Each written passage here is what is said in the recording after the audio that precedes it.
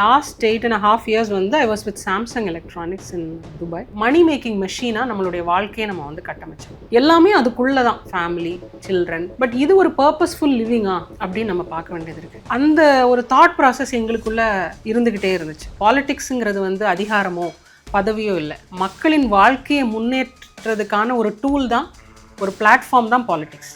அந்த இடத்துல நம்ம வந்து ஆக்டிவாக கான்ட்ரிபியூட் பண்ணலாங்கிற ஒரு ஆப்பர்ச்சுனிட்டி வரும்போது அதை நாங்கள் வந்து எம்ப்ரேஸ் பண்ணிட்டோம். வரும்போது நீங்கள் இங்கே அதிகாரத்தில் இருக்கிற கட்சிகளை நோக்கி போயிருந்தீங்கன்னா அதே மாதிரி பணம் பண்ணலாம். ஆனால் இன்னும் அதிகாரத்துக்கு வராத ஒரு கட்சியை தேர்ந்தெடுத்து வந்து களத்துக்கும் வரீங்க அப்படின்னும் போது இது எல்லாத்தையும் இழக்கிறீங்க அப்படிங்கிறது நேரடியாக வருது. ரொம்ப க்ளோசஸ்ட்டாக நம்ம ஹோல்ட் பண்ணுற ஒரு விஷயம் வந்து நம்ம லைஃப்பில் அது ஒரு பிரேக்கிங் பாயிண்ட்டாக வரும்பொழுது நமக்கு வந்து அதுலேருந்து வெளியில் வர்றதுக்கான ஒரு வாய்ப்பாக கூட சில டிசிஷன்ஸை நம்ம லைஃப்பில் எடுப்போம். அது நம்மளை அடுத்த கட்டத்துக்கு நகர்த்திட்டு போகும்.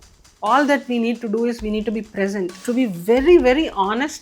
நீங்கள் சொன்ன எல்லாத்தையும் நான் இழந்ததை என்னோட பெரிய கெயினாக இன்னொரு இடத்துல பார்க்குறேன். அது வந்து பாலிடிக்ஸ்னு மட்டும் இல்லை, ஒரு லைஃப்லேயே அது ஒரு பெரிய கெயினாக தான் நான் பார்க்குறேன். பயணம் வந்து நாம் தமிழர் கட்சியை நோக்கின பயணம் வந்து இவங்க என்ன மாதிரியான அரசியல் பேசுகிறாங்க, ஒரு தமிழ் நேஷ்னலிஸ்டிக் பாலிடிக்ஸை பேசுகிறாங்க. World is talking about growth. ஆனால் இவர் வந்து டெவலப்மெண்ட், அதுவும் கிராஸ் ரூட் டெவலப்மெண்ட், ஒரு ரூரல் டெவலப்மெண்ட், தற்சார்பு பொருளாதாரம், சஸ்டெயினபிள் இக்கானமி பற்றி பேசுகிறாங்க. நம்மளோட commitment with people, consistent work இருந்துக்கிட்டே இருந்துச்சு அப்படின்னா we can create a win. So creating a win is possible. என்னுடைய முதல் அண்ட் கடைசி பார்ட்டியும் நாம் தமிழர் கட்சி தான்.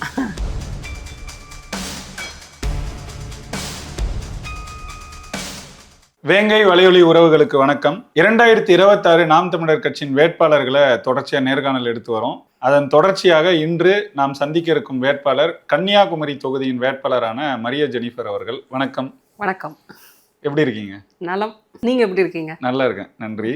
மரிய ஜெனிஃபர் யாருங்கிறதெல்லாம் நீங்க ஓரளவுக்கு நிறைய நேர்காணல் கொடுத்துட்டீங்க. நம்ம வலைக்காட்சியை பார்க்குறவங்களும் நிறைய இதெல்லாம் பார்த்துருப்பாங்க. ஒரு பெரிய பணியில் இருந்திருக்கீங்க, ஒரு கார்ப்பரேட் ஸ்ட்ரக்சரில். உண்மையில் கொஞ்சம் மேலே ஏறி வர்றதுங்கிறது கொஞ்சம் கடினம் தான். அந்த மாதிரி ஒரு நல்ல இடத்துல வந்திருக்கிறீங்க, ஒரு பெரிய நிறுவனம், பெரிய பணி. எந்த பணியில் இருந்தீங்கன்னு சுருக்கமாக சொல்லிட்டு இதுக்கு பதில் சொல்லிடுங்க. இப்போ பணியில் இருக்கீங்க, அதை விட்டுட்டு அரசியலுக்கு வரணும் அப்படிங்கிற அந்த தூண்டுதலோ அந்த எண்ணமோ எப்படி உங்களுக்கு உருவாச்சு? 2008 வந்து நான் துபாய்க்கு போனேன். 2007 MBA முடிச்சுட்டு I got placed in Polaris. So பொலாரிஸில் கேம்பஸ் பிளேஸ்மெண்ட் ஆனதுக்கப்புறம் ஒரு ப்ராஜெக்ட் இங்கே முடித்ததுக்கப்புறம் ஆன்சைட் இதுக்காக I was hired as presales expert. And நான் வந்து துபாயில் பிளேஸ் ஆனேன் வித் பொலாரிஸ் இட் செல்ஃப். அப்புறம் அங்கேருந்து என்னுடைய journey in Middle East started. So till about 2023 October வரைக்கும் வந்து we were completely into a corporate life. Last 8.5 years. ஆமாம், லாஸ்ட் 8.5 years வந்து I was with Samsung electronics in Dubai. அங்கே வந்து head of sales for 5 countries work பண்ணோம். நீங்கள் கேட்ட கேள்வி வந்து ரொம்ப என்ன சொல்கிறது, ரொம்ப ஒரு ஆழமான ஒரு கேள்வி. ஒரு லைஃபுடைய ஜேர்னி அப்படிங்கிறது நிறைய பேர் ஒரு டெம்ப்ளேட்குள்ளே அடக்க பார்ப்பாங்க.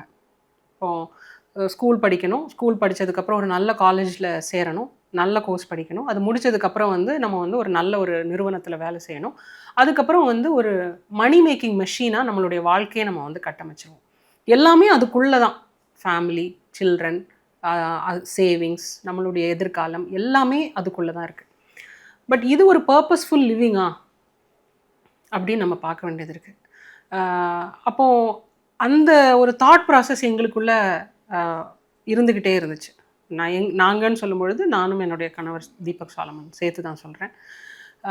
அப்போ அது எப்படி அந்த இதை உடைக்கலாம் அப்படிங்கிறப்போ நம்மளுடைய கான்ட்ரிபியூஷன் வித் சொசைட்டி, நம்மளுடைய என்கேஜ்மெண்ட் வித் சொசைட்டியை வந்து எந்த மாதிரியான விஷயங்களை நம்ம வந்து உருவாக்கிக்கலாம் அப்படிங்கிற தாட்ஸ் எங்களுக்கு எப்போவுமே இருக்கும்.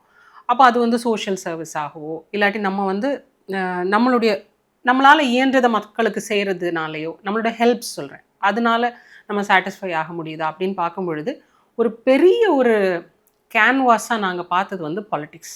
இப்போ பாலிட்டிக்ஸில் வரும்பொழுது மக்களுடைய பிரச்சனைகள், பாலிட்டிக்ஸுங்கிறது வந்து அதிகாரமோ பதவியோ இல்லை, மக்களின் வாழ்க்கையை முன்னேற்றதுக்கான ஒரு டூல் தான், ஒரு பிளாட்ஃபார்ம் தான் பாலிட்டிக்ஸ். அந்த இடத்துல நம்ம வந்து ஆக்டிவாக கான்ட்ரிபியூட் பண்ணலாங்கிற ஒரு ஆப்பர்ச்சுனிட்டி வரும்போது அதை நாங்கள் வந்து எம்ப்ரேஸ் பண்ணிக்கிட்டோம். அப்படிதான் ஸோ அதுதான் இந்த ஒரு ஜேர்னி.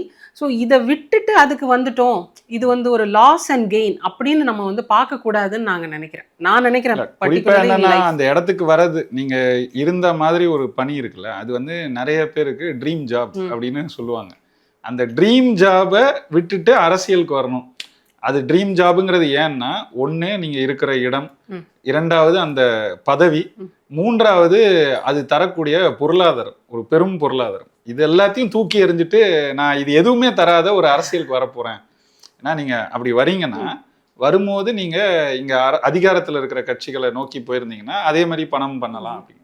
ஆனா இன்னும் அதிகாரத்துக்கு வராத ஒரு கட்சியை தேர்ந்தெடுத்து வந்து களத்துக்கும் வரீங்க அப்படின்னும் போது இது எல்லாத்தையும் இழக்கிறீங்க அப்படிங்கிறது நேரடியா வருது. அதை நீங்க தேர்ந்தெடுக்கிறதுக்கு உண்மையிலே ஒரு ஒரு மன வலிமை அந்த இடத்துல வேணும் இல்லையா? ஆக்சுவலா கார்த்திக், நிறைய டிசிஷன்ஸ் இன் ஆர் லைஃப் இருக்குல்ல, அதுக்கு வந்து பெரிய காரணங்கள் இருக்காது, ரொம்ப சின்ன காரணங்கள் தான் இருக்கும். ஆனால் அந்த ஒரு சின்ன காரணம் வந்து நம்மளுடைய ஒரு பெரும் வாழ்க்கைக்கு வந்து ஒரு தொடக்க புள்ளியாக அமையும். நீங்கள் இப்போ என்கிட்ட probably if I become a successful politician in the future or if I win as a candidate in the future, நான் என்னுடைய ஓன் ஹிஸ்ட்ரியை வந்து ஐ கேன் ரைட் அப்படிங்கிற வந்து ஒரு ஸ்ட்ரக்சர் இருக்குது.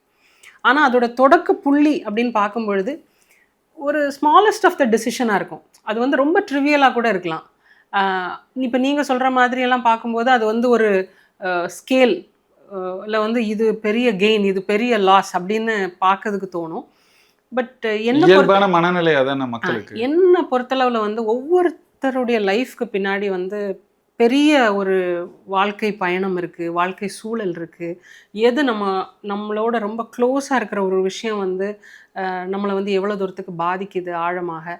ஸோ சில டைமில் வந்து ரொம்ப க்ளோசஸ்ட்டாக நம்ம ஹோல்ட் பண்ணுற ஒரு விஷயம் வந்து நம்ம லைஃப்பில் அது ஒரு பிரேக்கிங் பாயிண்ட்டாக வரும் பொழுது நமக்கு வந்து அதுலேருந்து வெளியில் வர்றதுக்கான ஒரு வாய்ப்பாக கூட சில டிசிஷன்ஸை நம்ம லைஃப்பில் எடுப்போம்.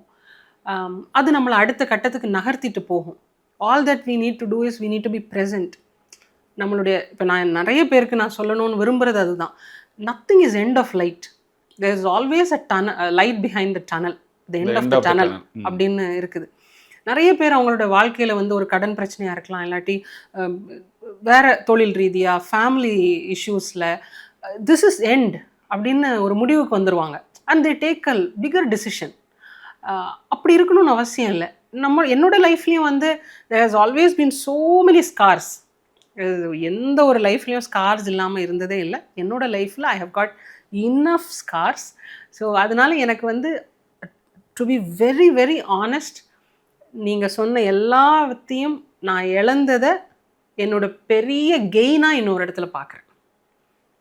அது வந்து பாலிடிக்ஸ்னு மட்டும் இல்லை, ஒரு லைஃப்லேயே அது ஒரு பெரிய கெயினாக தான் நான் பார்க்குறேன். சமூக பணி அப்படின்னு பார்க்குறீங்க அதை? ஐ ஆஃபர்ட் மை செல்ஃப். அது அப்படின்னு தான் நான் சொல்லணும். நம்ம வந்து யாருமே இங்கேருந்து இந்த மாதிரி ஒரு பிளான் பண்ணி இப்படி வந்து இப்படியெல்லாம் நாங்கள் வந்து ஒரு இதை கட்டமைக்கிறது அப்படிங்கிற மாதிரியான பெரிய ஒரு பிளான்டு இதெல்லாம் கிடையாது.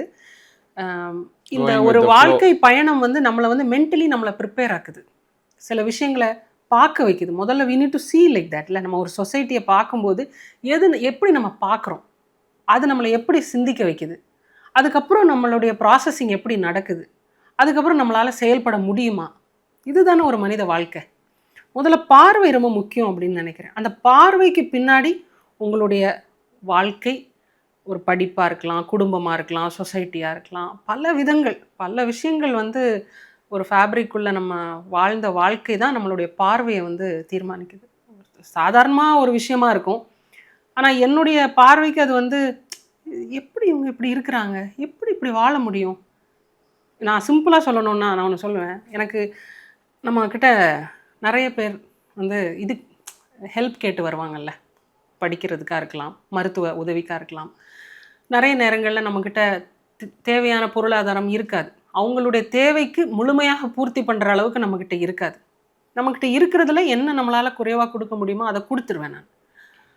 ஏன் நான் கொடுக்கறதுக்கு என்னோட பெர்ஸ்பெக்டிவ் வந்து இது ஸ்பிரிச்சுவாலிட்டி மாதிரி நான் பேச விரும்பலை. பட் ஸ்டில் என்னுடைய தாட்ஸில் என்னோட மைண்டில் தோன்ற ஒரு விஷயம் என்னென்னா, கடவுள் வந்து நம்ம எல்லாரையுமே வந்து ஒரு டூல்ஸாக பார்க்குறாரு.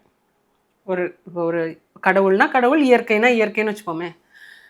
ஒருத்தனுக்கு கஷ்டமாக இருக்குது, இப்போ உங்களுக்கு ஒரு கஷ்டம் இருக்குது, if I have the intend to give you, என்கிட்ட பணம் கொடுப்பார், ஐ வில் கிவ் யூ. எனக்கு அந்த இன்டென்ட்டே இல்லைன்னு வச்சுக்கோங்களேன், எனக்கு தேவையானது வரும். So first of all I should be open to that.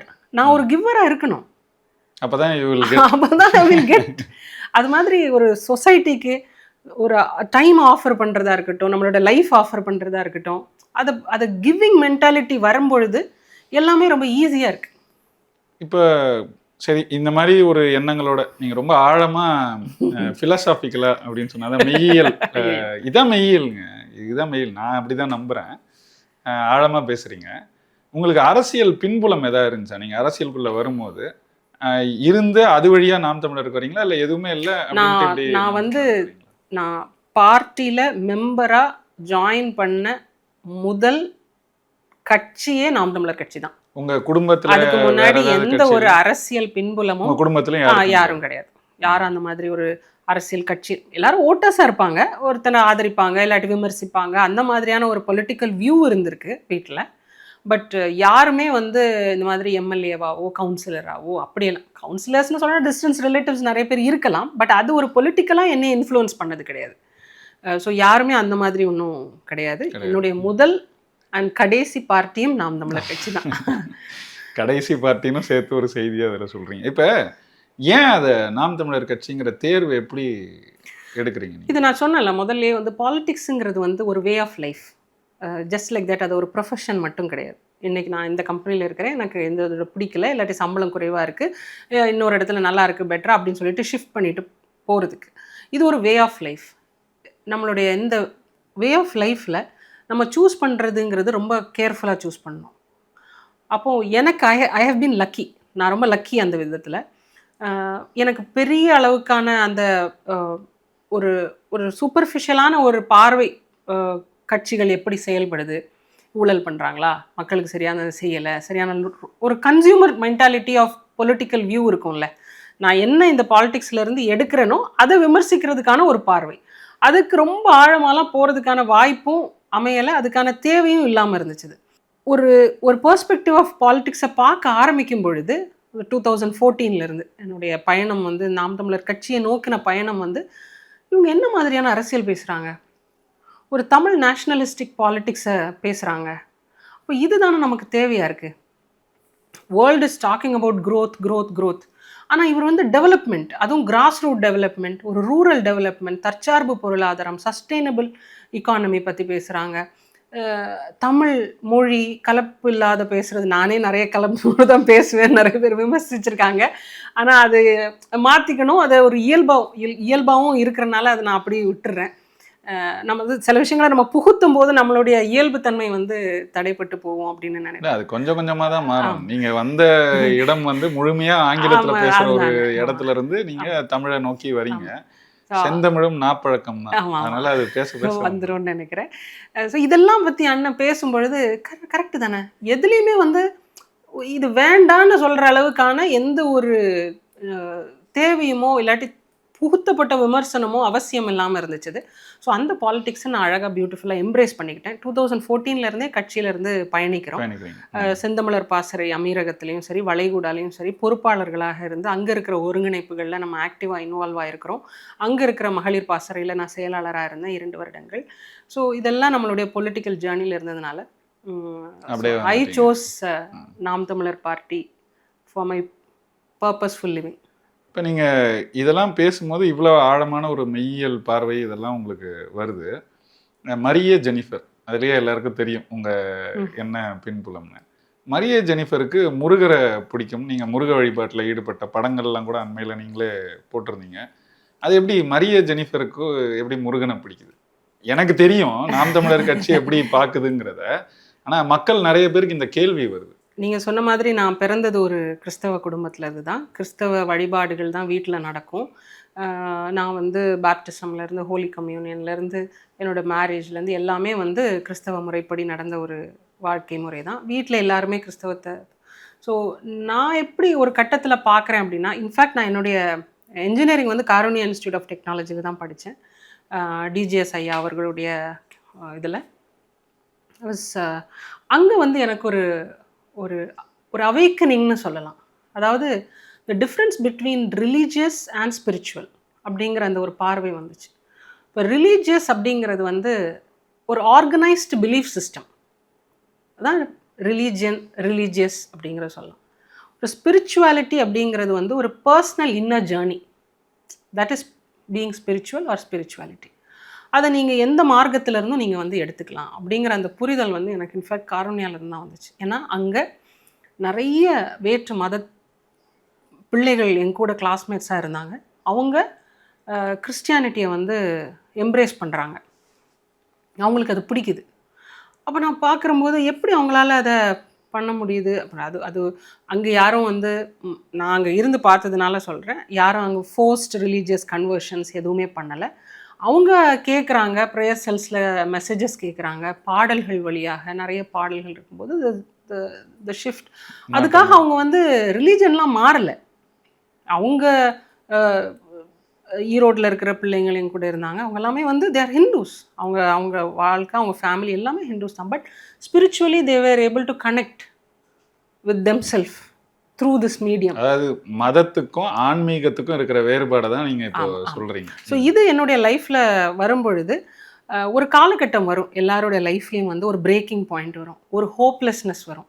இதுக்கு மேலே என்ன எதுவுமே இல்லை, வி நீட். இப்போ கடவுள்னு ஏன் போய் பார்க்குறாங்க ஒருத்தங்க, ஒரு கோயிலில் போய் பார்க்கும்போது கடவுளை வந்து அவர் அந்த இடத்துல இருக்கிறாரா இல்லையா, சிலையா இல்லை எம்டி ஸ்பேஸா எதுவுமே தெரியாது. ஆனால் ஒரு hopelessness of the surroundings and life இருக்கும்போது ஏதோ ஒரு பிடிமானம்னு ஒன்று இருக்கணும்ல. அந்த பிடிமானமாக தான் வந்து அந்த ஒரு வழிபாடும் அந்த ஒரு இயற்கையும் அந்த கடவுள் நம்பிக்கையும் அப்படிங்கிறத நான் பார்க்குறேன். அந்த விதத்தில் என்னோடய லைஃப்லேயும் அந்த மாதிரியான சுச்சுவேஷன்ஸ் வரும் பொழுது என்ன தாங்கி பிடிச்ச ஒரு ஒரு ஒரு எப்படி சொல்ல, ஒரு நம்பிக்கை, ஒரு எவ்ரி திங்னு சொல்லலாம். அது நம்பிக்கைன்னு கூட சொல்ல முடியாது. நான் எங்கள் ஐயனை கும்பிடாமல் நான் ஒரு நாள் வெளியில் வரமாட்டேன். ஒரு நாளும் வந்தது கிடையாது கடந்த 2 ஆண்டுகள்.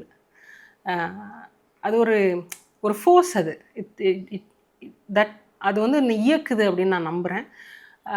அதை நான் வந்து ரொம்ப உள்ளார்ந்து உணர்றேன். என் வாழ்க்கையே வந்து அது வேறு மாதிரியான ஒரு இதுக்குள்ளே போச்சு அப்படிங்கிறதும் நான் உணர்றேன். இப்போ அந்த ஒரு ஸ்பிரிச்சுவல் டிவைன் ஃபீலிங் வந்து எனக்கு முருகன் ஐயன் தான் சொல்லுவேன் நான். ஐயன் வாழ்க்கைக்குள்ளே வந்து அதை நான் வந்து அப்படியே எம்ப்ரேஸ் பண்ணிக்கிட்டேன். என்னோடய ஸ்பிரிச்சுவல் லிவிங்கில், என்னுடைய பர்சனல் இன்னர் ஜேர்னியில் அதை அப்படியே உள்வாங்கிக்கிட்டீங்க. ஸோ அதனால எனக்கு முருகன். குடும்பமாக அரசியலில் ஈடுபடுறீங்க, இது நாம் தமிழரில் இது ரொம்ப இயல்பாக பார்க்கக்கூடியது தான். அதில் நீங்கள் இன்னும் கொஞ்சம் அடுத்த கட்டமாக பயணங்கள் இது எல்லாமே பார்த்தா நீங்களும் உங்கள் கணவரும் ஒன்றா தான் எல்லா இடத்துலையுமே தென்படுவீங்க. எல்லாருமே உங்களை பார்க்கும்போது பக்கத்தில் அவர் எங்கேயாவது பார்த்துருப்பாங்க, அப்படியே பக்கத்துலேயே தான் இருப்பார். அது எப்படி உங்களால் அப்படி முடியுது? 2 பேருமே சேர்ந்து முழுமையாக அரசியலில் ஈடுபடுறீங்க. அதுக்கு ஒரு ஒத்துழைப்பு இருக்கணும், ஒரு பெரிய புரிதல் இருக்கணும், அந்த குடும்பத்திலையும் அந்த ஒத்துழைப்பு இதெல்லாம் இருக்கணும். அதெல்லாம் எப்படி உங்களால் சாத்தியப்படுத்த? I always believe one thing Karthik. அதாவது ஒரு ஸ்டேட்மெண்ட்டாக சொல்லுவாங்க, there is always a women behind a man success அப்படின்னு சொல்லுவாங்க, successful man. But I feel that there are lot of women behind a successful women. குறிப்பாக கூடுதலாகவும் சொல்லணும் அப்படின்னா, if there is a supportive husband, nothing like that. ஏன்னா ஒரு பெண்ணுடைய வாழ்க்கைங்கிறது வந்து வெறும் ப்ரொஃபஷனோட முடிகிறது கிடையாது. ஒரு ஃபேமிலியை பார்க்கணும், சில்ட்ரன் இருக்காங்க, சில்ட்ரனோட விஷயங்களை கவனமாக பார்க்கணும், அவங்களோட எதிர்காலங்கள் முக்கியமான இடங்களில் நம்ம இருக்கணும். ப்ளஸ் இந்த ஒரு குடும்பம் அப்படிங்கிற அந்த அமைப்பை வந்து எல்லா விதத்துலேயும் நம்ம வந்து ப்ரொடெக்ட் பண்ணணும். ஒரு 16 எனக்கு என்னோட எல்டர் டாட்டர் 16 years old. அப்போ அவளோட தேவைகள், அவளுக்கு என்ன டைம் என்னால் கொடுக்கணும், அவ ஏதாவது பேச வரும்பொழுது நான் இருக்கணும். ஸோ நான் அதுக்கான டைமை கொடுப்பேன். அண்ட் என்னோட second daughter, she is artistic. So அவளுக்கான நேரம், சின்ன பையன் வந்து இஸ் 5 years old. ஸோ அவனுக்கான ஒரு டைம். அம்மா, என்னோட அம்மா அப்படிங்கிற அந்த உணர்தல் அவனுக்கு வரணும்ல. நம்ம என்னதான் பெரிய வேலைகள் வெளியில் பார்த்தாலும் குழந்தைக்கு வந்து அவங்க அம்மா தானே எல்லாமே. ஸோ அந்த ஒரு கனெக்டிவிட்டியை வந்து நான் எப்போவுமே மிஸ் பண்ணதே கிடையாது. பட் வெளியில் வரும்பொழுது அவங்கள வந்து சேஃபாக பார்த்துக்கிறதுக்கும், அவங்களோட தேவைகளை சந்திக்கிறதுக்கும் அதுக்கான சிஸ்டமை வந்து முதல்ல இருந்தே நான் வச்சுக்கிட்டேன். இப்போன்னு இல்லை, நான் வேலை செய்யும் பொழுதே நான் வச்சுக்கிட்டேன். அது என்னோட அம்மா கூட இருக்கிறாங்க.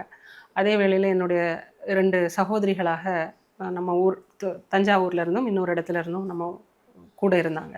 ஸோ இவங்கெல்லாம் கூட இருக்கிறது வந்து எனக்கு ஒரு பெரிய பலம். நான் சில நேரங்களில் குழந்தைகளுக்கு உடம்பு சரியில்லாமல் இருந்தால் கூட கரெக்டான ஷெட்யூலில் மெடிசன்ஸ் கொடுத்துருவாங்க.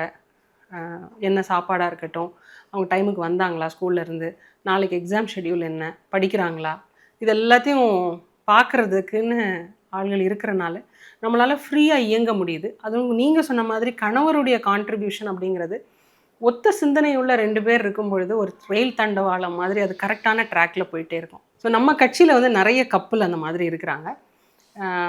அது எனக்கு பார்க்குறதுக்கு ரொம்ப ஹாப்பியாக இருக்குது. அது இன்னொன்று வந்து பெண்கள் பாலிட்டிக்ஸில் எம்ப்ரேஸ் ஆக வரும்பொழுது குறிப்பாக பயப்படுறதே வந்து நம்ம வந்து சேஃபாக இருப்போமா, நம்மளுக்கு பாதுகாப்பு இருக்குமா, நம்மளால் வந்து இதை செய்ய முடியுமா அப்படிங்கிறப்போ வந்து ஃபஸ்ட்டு ஹோப்பாக ஃபஸ்ட்டு ப்ரொடெக்டிவ் எலிமெண்ட்டாக பார்க்குறதே அவங்களோட ஃபேமிலியை தான்.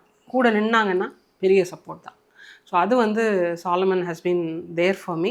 இன்னொன்று, அவர் என்னோட வெறும் protective part of my life மட்டும் கிடையாது, அவர் ஒரு ஆக்டிவ் கான்ட்ரிபியூட்டர், மாநில ஒருங்கிணைப்பாளர். எனக்கு முன்னாடியே வந்து நாம் தமிழர் கட்சியை வந்து உள்வாங்கி எம்ப்ரேஸ் பண்ணிக்கிட்டவர், பொறுப்பாளராக இருந்திருக்கிறாரு, வளைகுடாலையும் சரி அமீரகத்துலேயும் சரி. ஸோ அவருடைய அரசியல் பார்வையும் ஆழமான சிந்தனை, அந்த சொசைட்டி மேலே அவருக்கு உள்ள பொலிட்டிக்கல் டிரைவ் வந்து வேற மாதிரி இருக்குது.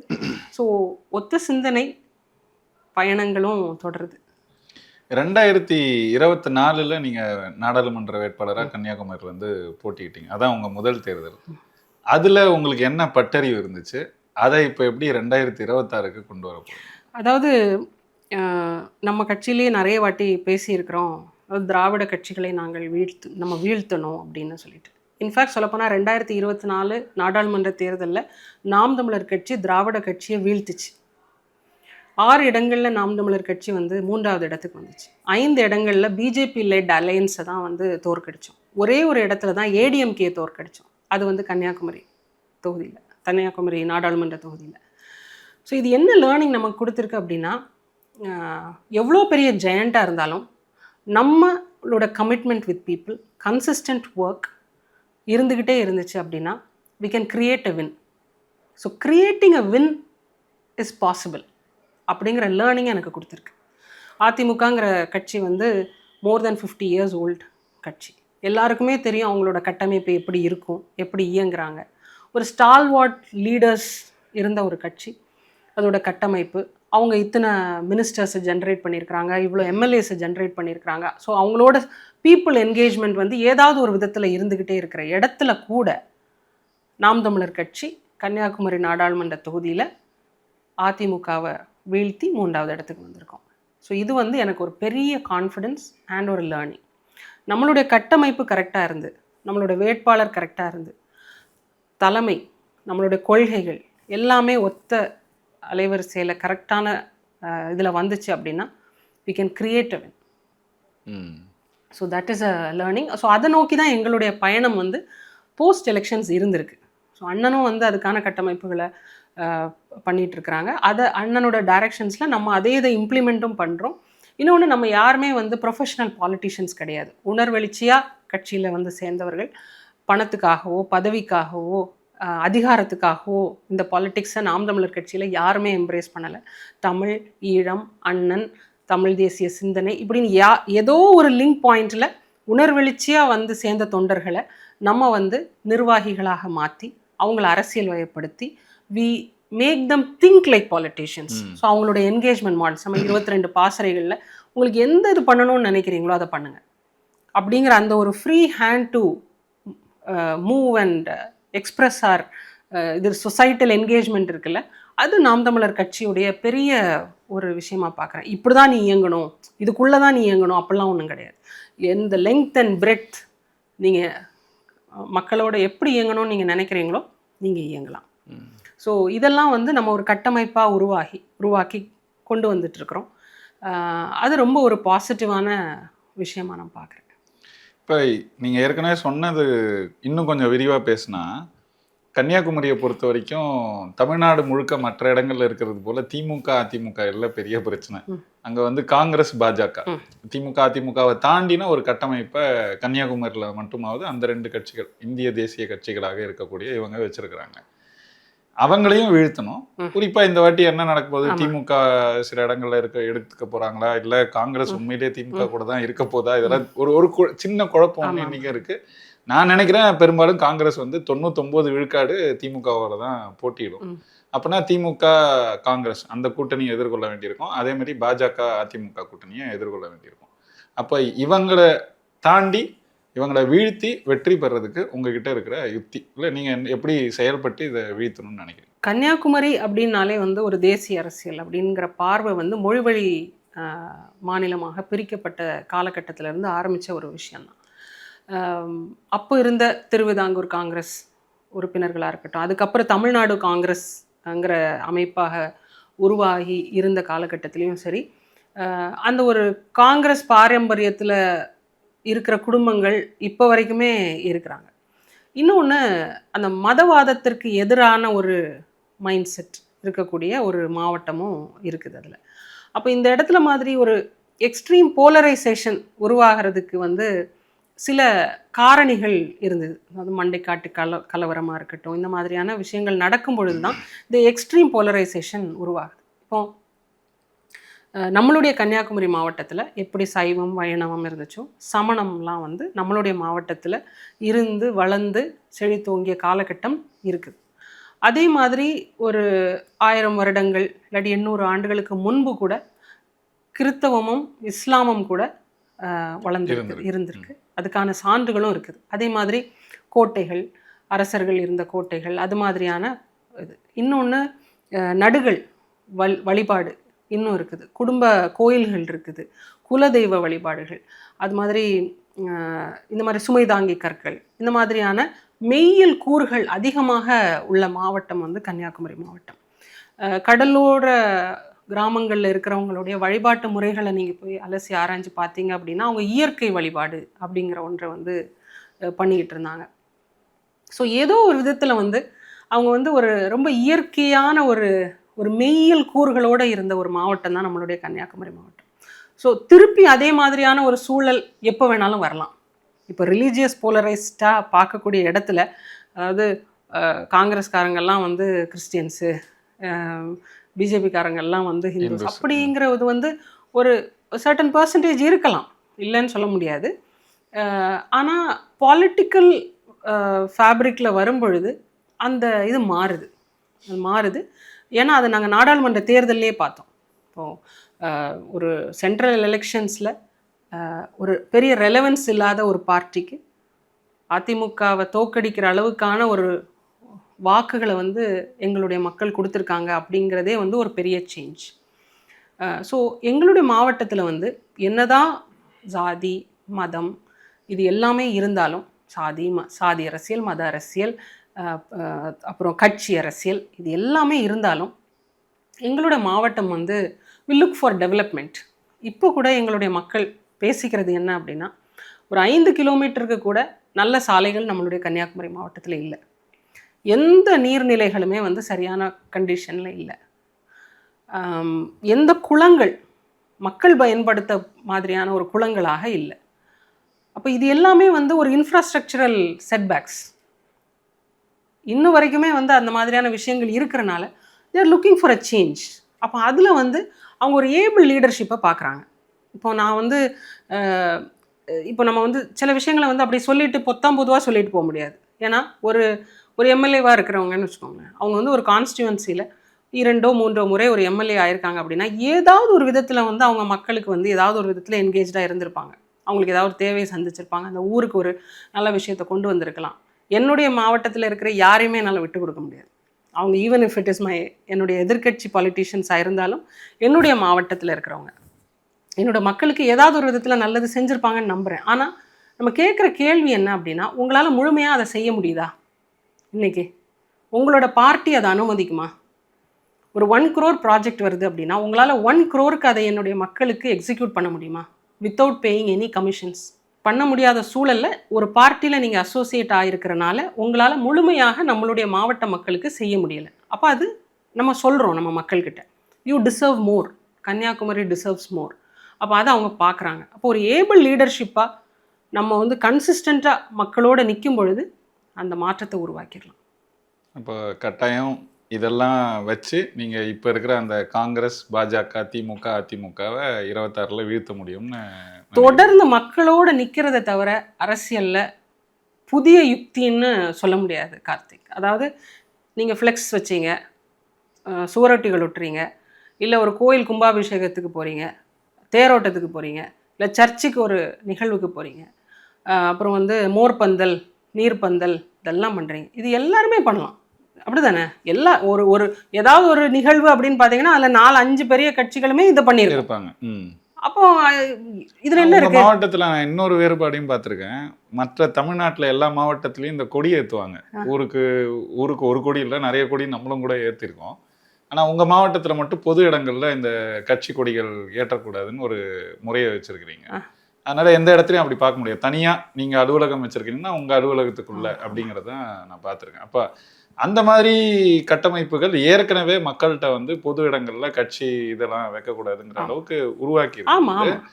ஆனா இந்த ஊழல் மலிந்த இப்படிலாம் இருக்கிறத, இந்த என்ன சொல்றது, பெரிய படாதவமா எல்லாத்தையும் காட்டுறது, இந்த அரசியலை வந்து இன்னைக்கும் அதுல இருந்து வெளியே வராம தான் இந்த விழிப்புணர்வு பெற்ற தமிழ்நாட்டின் பணக்கார மாவட்டமாக இருக்கக்கூடிய, அதிகமாக படித்தவர்கள் இருக்கும் மாவட்டமாக இருக்கக்கூடிய கன்னியாகுமரியும் இந்த அரசியலுக்குள்ளேயே விழுந்திருக்கு அப்படிங்கிறது. அதுக்கு வந்து ஃபர்ஸ்ட் நம்மளை நாமே ஃபர்ஸ்ட் இன்ட்ராஸ்பெக்ட் பண்ணி பார்க்கணும்.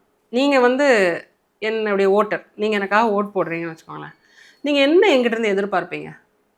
ஆம் I bigger than you to solve your problems அப்படிங்கிற அந்த ஒரு எண்ணம் உங்களுக்கு வரணும்ல.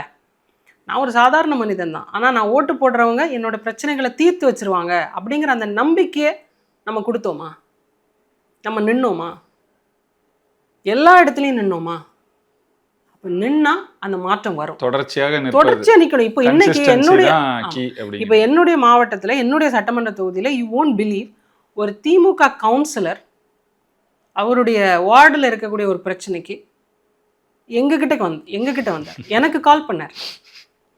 அவர் கவுன்சில்லே கூட அதை பேசியிருக்கலாம், ஆனால் ஃபார் வேரியஸ் ரீசன்ஸ், அது அவர் ரெப்ரசன்ட் பண்ணியிருக்கலாம், அது எடுத்துகிட்டு போகாமல் இருந்திருக்கலாம், வாட் எவர் ரீசன்ஸில் அவர் எப்படி நம்புறாருன்னா, நம்ம வந்து அதை கரெக்டாக கொண்டு போவோம், அடுத்த கட்டத்துக்கு அதை நகர்த்திட்டு போவோம், நம்ம வந்து ட்ராமா பாலிடிக்ஸ் பண்ணலை. இப்போது ஏன் ட்ராமா, அதனால தான் நான் சொன்னேன், எங்களுடைய மாவட்டத்தில் இருக்கக்கூடிய எல்லாருமே வந்து ஏதோ ஒரு அரசியல்வாதியாக இருக்காங்கன்னு வச்சுக்கோங்க, ஒரு வார்டு மெம்பராகவோ கவுன்சிலராகவோ. என் மாவட்ட மக்கள் தானே. என்னோட தெருவில் இருக்கிற ஒரு டிஎம்கே கவுன்சிலர் வந்து தூரத்தில் என்னோட உறவினராக தான் இருப்பார், அப்படி தானே இருப்பார். ஒன்றில் என் சித்தப்பாவாக இருப்பார், இல்லாட்டி மச்சானாக இருப்பார், அண்ணனாக இருப்பார், இல்லாட்டி அக்காவாக இருப்பார், இல்லாட்டி தெரிஞ்சவங்களுடைய ஒரு நண்பராக இருப்பார். தெரிஞ்சவங்க தானே. ஒரே நிகழ்வில் சந்திப்போம், ஒரே கோயில் நிகழ்வுகளில் சந்திப்போம். அப்போ வந்து எண்ணங்கள் வந்து நல்லா வரணும், நல்லா பண்ணணும். அதில் அங்கங்கே ஒரு 2-3 எக்ஸப்ஷன்ஸ் இருக்கும், அது நான் exceptions are not taken to be எக்ஸாம்பிள்ஸுங்கிற மாதிரி அதை விட்டுருவோம்.